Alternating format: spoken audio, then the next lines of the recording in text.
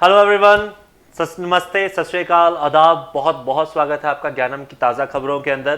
देश दुनिया की खबरों को देखेंगे, क्या इंपॉर्टेंट हुआ है न्यूज़ के प्रोस्पेक्ट से, और हम वो खबरें लेकर आते हैं जो आपको आज तक नहीं दिखाता, क्योंकि वही एग्जाम के लिए ज़रूरी है जो आपको दिखाई नहीं जाती है। So we will start with this and आज की पहली न्यूज़ को देखते हैं। पहला हमारा क्वेश्चन देखते हैं।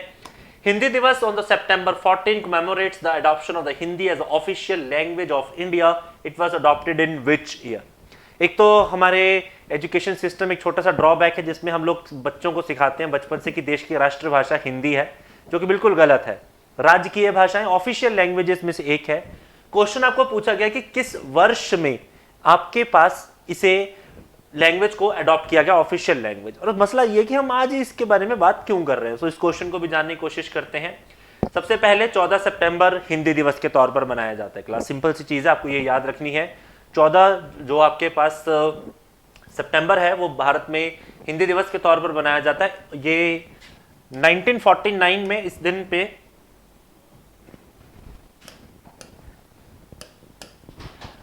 1949 on this Hindi was written in the Devanagari script adopted as the official language of India by the Constituent Assembly of India।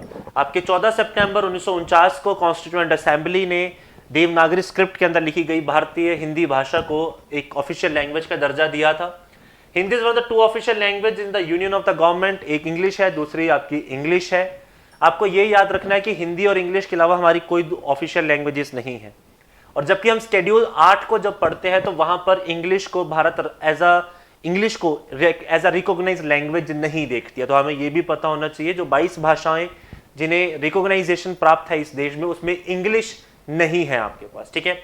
The language was adopted under the article 243 of the Indian constitution. देखो polity के बैठे बैठे 3 question हो गए है ना। 343 article के तहत, भारत के संविधान के तहत हमने इसे ऑफिशियल लैंग्वेज के तौर पर रखा है। जबकि आपके डीपीएसपी के एक आर्टिकल है जो आपको कहता है कि भारत में हिंदी भाषा का प्रचार होना चाहिए। कमेंट सेक्शन में लिख के बताइए कि which article of the constitution under the category of the DPSP ask us to promote the Hindi language. मजे की बात है, ये डीपीएसपी के आर्टिकल्स नंबर 36 से लेकर 51 के बीच में नहीं लिखा गया। तो ढूंढिए और बताइए, कमेंट सेक्शन में लिखिए कि कौन सा आर्टिकल हिंदी की प्रमोशन की बात करता है। It may be noted that the world Hindi दिवस is observed on January 10 to mark the anniversary of the first World Hindi Conference that took place in 1975 in Hindi in Maharashtra, Nagpur. जबकि दुनिया में world Hindi day आपका कब बनाया जाता है? जनवरी 10 को बनाया जाता है, जब पहली आपके पास हिंदी कॉन्फ्रेंस हुई थी 1975 में नागपुर महाराष्ट्र के अंदर। ठीक है। तो काफी सारे डिफरेंट क्वेश्चन आपको पूछे जा सकते हैं कि हमारा हिंदी दिवस कब है, वर्ल्ड हिंदी दिवस कब बनाया, हिंदी डे कब बनाया जाता है, पहली कॉन्फ्रेंस कहां हुई है। ठीक है। हमने कभी इसे ऑफिशियल लैंग्वेज के तौर पे अडॉप्ट किया है। तो you can see a number of questions, और पॉलिटी यानी इंडियन कॉन्स्टिट्यूशन के क्वेश्चन भी इसके अराउंड मूव कर रहे हैं। ठीक है। चलिए, आई होप ये आपके लिए फ्रूटफुल रहा होगा। नेक्स्ट क्वेश्चन की तरफ चलते हैं, नेक्स्ट न्यूज की तरफ चलते हैं। चलिए, a joint venture of India multinational mining conglomerate Vedanta and Taiwanese electronic manufacturing giant Foxconn signed a memorandum of understanding on September 30 with which the Indian state is set up against the India's largest semiconductor and display manufacturing unit। Bharat में एक छोटी सी problem यह है कि semiconductors की shortage रहती है, displays नहीं बनती है मोबाइल फोन्स की, लैपटॉप्स की। इसे काउंटर करने के लिए आपके नरेंद्र मोदी साहब ने कहा था कि हमें यह काम खुद भारत में करना पड़ेगा। हम इतने सक्षम हैं, इतने काबिल हैं कि यह काम हम खुद कर सकते हैं। We should not depend upon others. इसकी मैन्युफैक्चरिंग का काम भारत में शुरू होगा, और बहुत दुनिया में बड़ी कंपनीज के साथ इसके बारे में बात चली। क्वेश्चन ये पूछ रहा है कि ये पहला मैन्युफैक्चरिंग यूनिट सेटअप कहां पर होने जा रहा है। सो पहला मैन्युफैक्चरिंग यूनिट जो सेटअप होगा ये आपका कहां पर होगा? गुजरात में होगा। ठीक है। गुजरात सरकार ने ये मेमोरेंडम ऑफ अंडरस्टैंडिंग साइन किया है। ठीक है। 1500 करोड़ का ये सेटअप होगा। ठीक है। तो इंडिया के अंदर आपको दिखाई देगा कि हम सिलिकॉन एक सेमिकॉन सिटी बनाने की जा रहे हैं। Semicon city means semiconductor city आपका बनने जा रहा है, जहां पर हम लोग सेमीकंडक्टर्स की खुद की क्या करेंगे? मैन्युफैक्चरिंग। और इसमें ताइवान की जो कंपनी है फॉक्सकॉन, वो इंडिया के साथ क्या रहेगी? टाई अप में रहेगी। और भारत की तरफ से जो कंपनी रहेगी वो रहेगी आपकी mining conglomerate, that is Vedanta. Vedanta and the Foxconn, these are the two company जिनके बीच में टाई अप हुआ है। आपकी आईबीपीएस ऐसे क्वेश्चंस को बहुत बार पूछती है जो टाई अप रहे हो। पिछली बार के पेपर में 3 टाई अप पूछे गए थे, तो please try to remember banking types, insurance types और गवर्नमेंट के जो मेजर टाइप्स हैं इंटरनेशनल लेवल पर, they are very important for you people. ठीक है, चलिए आगे की तरफ चलते हैं, आपके न्यूज की तरफ। चलिए, US IT giant IBM New York announced on September 12 that the Indian institute of technology dash, कहां की जो भारत के आईआईटी है उसके साथ कोलैबोरेशन हुआ है, to became the first Indian institute to join the IBM quantum networks. अब quantum energy is very important prospect class. आज की डेट में कंप्यूटिंग के अंदर हम लोग देख रहे हैं कि क्वांटम की तरफ बढ़ रहे हैं हम लोग। आपकी क्वांटम की एनर्जी इंडियन आर्मी भी अडॉप्ट कर रही है क्लास। आप ये न्यूज आपको याद रखनी है, कुछ वक्त हफ्ते पहले की खबर थी कि इंडियन आर्मी आपकी क्वांटम मैकेनिज्म के ऊपर जाएगी। One of the few countries in the world on the army basis जो क्वांटम को यूज करने वाली है अपनी टेक्नोलॉजी के लिए। ठीक है, सो भारत की कौन सी इंस्टीट्यूशन का टाई अप हुआ है, तो इट्स आईआईटी मद्रास। ठीक है, आईआईटी मद्रास आईबीएम क्वांटम को ज्वाइन करेगी सो दैट रिसर्च फील्ड के अंदर क्वांटम स्किल्स डेवलपमेंट को और रिसर्च को भारत में इंट्रोड्यूस किया जा सके। ठीक है, ऑलरेडी जो आपकी आईआईटी मद्रास है ये इसका क्लाउड बेस्ड डाटा एक्सेस करेगी आईबीएम का, ताकि इस कंप्यूटिंग सिस्टम को वो लॉन्च कर सके, प्रैक्टिकल एप्लीकेशंस में इसको डाल सके, इसको हार्नेस कर सके इस एनर्जी को। ठीक है, सो लेट अस सी किस तरीके से ये हमारी कंप्यूटर टेक्नोलॉजी की जो एनर्जी है उसको बढ़ाती है, हमें आगे की तरफ लेकर जाती है। You can see this is a tie up with the IIT Madras people got in touch with the IBM Indian members so that वो उसके क्लाउड बेस्ड डाटा का इस्तेमाल करें और आगे की तरफ काम कर सके। चलिए आगे की तरफ देखते हैं।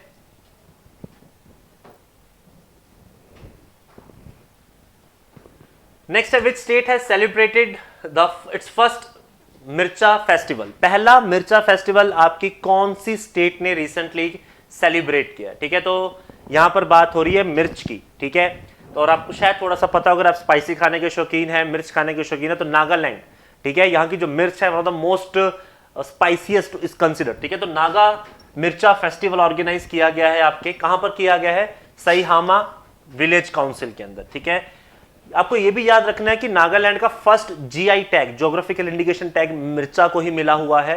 ठीक है, तो आप देख सकते हैं यहाँ पर दिस रेड चिलीज और काफी सारे राउंड पर्सनैलिटीज इसके अंदर आपको दिख रहे हैं। नागालैंड के मुख्यमंत्री भी यहाँ पर हैं।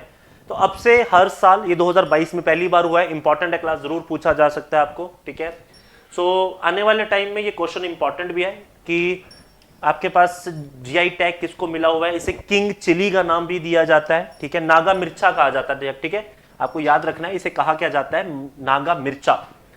ठीक है, तो आपसे हर साल इसे एनुअली इस फेस्टिवल को सेलिब्रेट किया जाएगा, इसका प्रमोशन रखा जाएगा क्लास। इसकी वर्ल्ड लेवल पे डिमांड है, इसकी स्पाइस इतना जबरदस्त है, इसे आगे भी डिमांड पे रखा जाता है, इसे और प्रमोशनल लेवल पे लिया जाएगा। ऑलरेडी ज्योग्राफिकल इंडिकेशन टैग आपके पास है, दिस इज इंपॉर्टेंट। ठीक है, ये पूछा जा सकता है क्योंकि फर्स्ट एवर हो रहा है, तो there might be a chance this question should be asked. Simple, जैसे मैंने क्वेश्चन बनाया कि मिर्चा फेस्टिवल पूछ लिया, मैंने नहीं पूछा नागा मिर्चा का हिसाब किताब क्या है। वो ब्लैंक आपके लिए है कि नागा से आपको पता लग जाएगा नागा ट्राइब होगी या नागालैंड के अंदर, बट नहीं, क्वेश्चंस आर बिट स्मार्टर, वो आपको छोड़ेगा उसके लिए कि आप खुद गैस वर्क इसका कीजिए। ठीक है, एक आपको ये भी याद रखना है कि जो ट्राइब इसके लिए काम करती है दैट इज सिहामा नाग मिर्चा, जो इसको ग्रो करती है। ठीक है, इस काउंसिल का काम है जो इसको ग्रो करती है। चलो next question, who has written the book will power, the inside story of incredible turn around in Indian women hockey. भारतीय महिला हॉकी टीम के लिए बहुत बड़ा टर्न अराउंड रहा है, आपने भी देखा भी होगा, ओलंपिक्स में बहुत अच्छा प्रदर्शन था, following the other championships and the other tournaments as well. तो बुक लिखी किसने? अगर आप हॉकी को फॉलो करते हैं तो शायद आपको आंसर बहुत जल्दी पता लग जाएगा। ये बुक लिखी है आपके जॉयड मैरेजीन ने। ठीक है, ये भारत के पूर्व विमेन हॉकी टीम के क्या रहे हैं, कोच रहे हैं।